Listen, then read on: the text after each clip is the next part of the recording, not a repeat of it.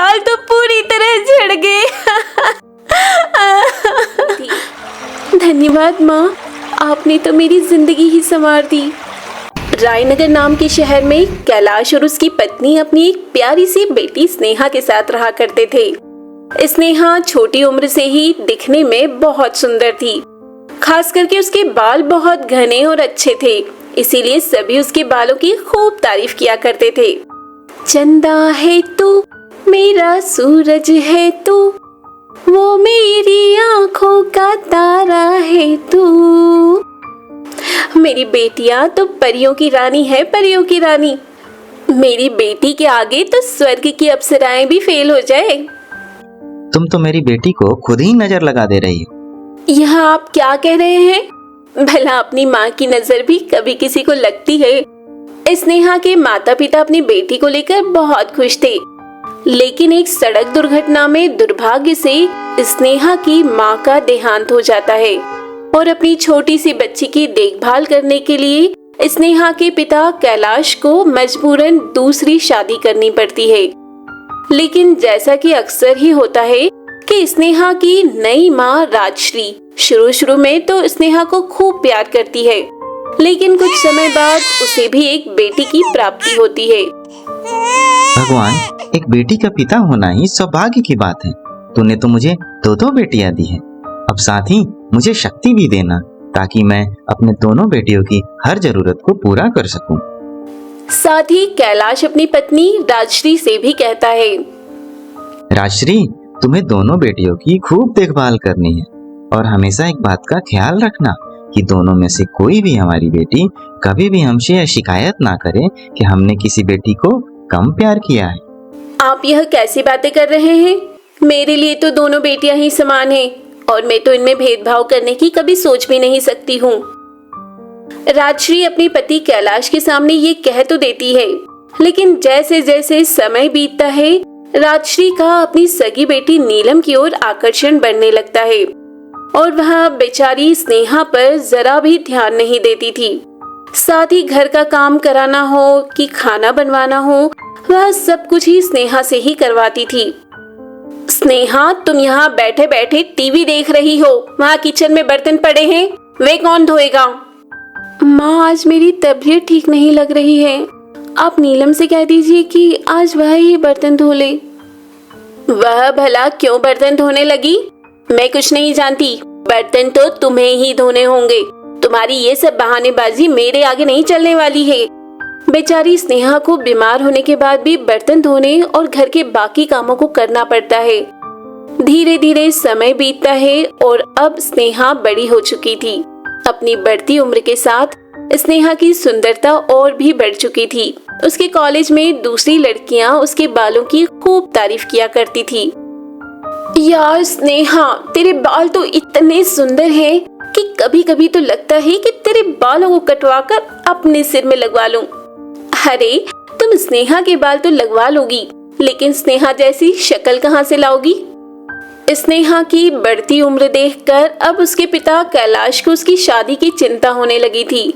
स्नेहा की छोटी बहन नीलम उम्र में तो स्नेहा से छोटी थी, लेकिन वह भी दिखने में पूरी तरह से स्नेहा के बराबर ही लगती थी। एक दिन कैलाश अपनी बेटी स्नेहा से शादी की बात करता है। बेटी स्नेहा, अब तो तुम्हारी पढ़ाई भी पूरी हो गई है, इसलिए मैं सोच रहा हूँ कि तुम्हारे हाथ पीले करवा दूं। नहीं पिताजी, अभी तो मेरी उम्र ही क्या है, और मैं सच कहूँ तो मैं आपको छोड़कर कहीं नहीं जाने वाली। बेटी, यह तुम कैसी बातें कर रही हो? हर पिता की यह जिम्मेदारी होती है कि वह अपनी बेटी को पढ़ा लिखा कर उसे ससुराल विदा कर दे। अपने पिता की बात सुनकर स्नेहा आखिरकार शादी के लिए मान जाती है और कैलाश अगले दिन से ही अपनी बेटी स्नेहा के लिए एक अच्छे लड़के की तलाश में लग जाता है और उसे अच्छा लड़का मिल भी जाता है। राजश्री, मैंने स्नेहा के लिए एक बहुत अच्छे परिवार में बात की है। लड़का बड़े शहर में जॉब करता है और वह लोग कुछ दिनों में स्नेहा को देखने भी आने वाले हैं। स्नेहा को देखने आने वाले हैं, लेकिन नीलम को क्यों नहीं? अरे, नीलम तो अभी बहुत छोटी है और जब उसकी शादी की उम्र हो जाएगी तो उसके लिए भी एक अच्छा सा लड़का ढूंढ लेंगे। इसमें कौन सी बड़ी बात है? मैं इस लड़की की शादी तो अपनी बेटी नीलम से ही करवाऊंगी। इस स्नेहा को अपने बालों पर ज्यादा घमंड है ना। अब देखो मैं इसके बालों के साथ क्या करती हूँ। राजश्री स्नेहा को खाने में बाल झड़ने की दवा मिलाकर खिलाने लगती है, जिससे धीरे धीरे स्नेहा के बाल झड़ने लगते हैं। अरे यह क्या, मेरे इतने ज्यादा बाल क्यों झड़ रहे हैं। कुछ दिन बाद जब लड़के वाले स्नेहा को देखने के लिए आने वाले होते हैं कि उसी रात स्नेहा के पूरे बाल झड़ जाते हैं और वह गंजी हो जाती है। अपने बालों का हाल देखकर स्नेहा रोते हुए राजश्री के पास आती है। माँ देखो ना, ये क्या हो गया, मेरे बाल तो पूरी तरह झड़ गए। हे भगवान, तुम्हारे वो सुंदर सुंदर बाल कहाँ गए। कल लड़के वाले तुम्हें देखने के लिए आने वाले हैं और अगर तुम इस हालत में उनके सामने गई तो वे लोग कभी भी तुमसे रिश्ता नहीं करेंगे। और होता भी यही है, क्योंकि अगले दिन जब लड़के वाले स्नेहा को देखने आते हैं तो वह उसे गंजी लड़की बोलकर शादी से साफ साफ इनकार कर देते हैं।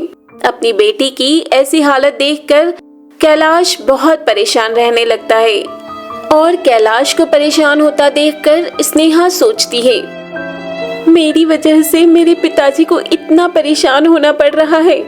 मेरे बाल झड़ने के बाद से तो मैं कहीं निकल भी नहीं पा रही हूँ। हे माँ, अगर आज आप मेरे साथ होती तो आप मुझे जरूर कोई रास्ता दिखाती। मुझसे पिताजी की ये हालत देखी नहीं जा रही है, इसलिए अब मैं आपके पास आ रही हूँ।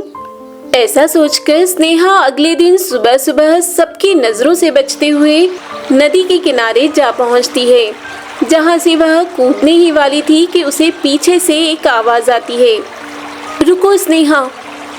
स्नेहा पीछे मुड़कर देखती है तो उसके पीछे उसकी असली माँ खड़ी होती है, जिन्हें देखकर स्नेहा चौंक जाती है। माँ, आप यहाँ?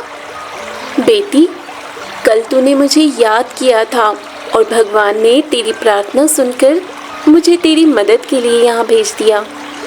ऐसा कहकर स्नेहा की माँ उसे सोने और चांदी के जादुई बाल देती है, जिन्हें लगाने के बाद स्नेहा पहले से भी ज्यादा सुंदर लगने लगी थी।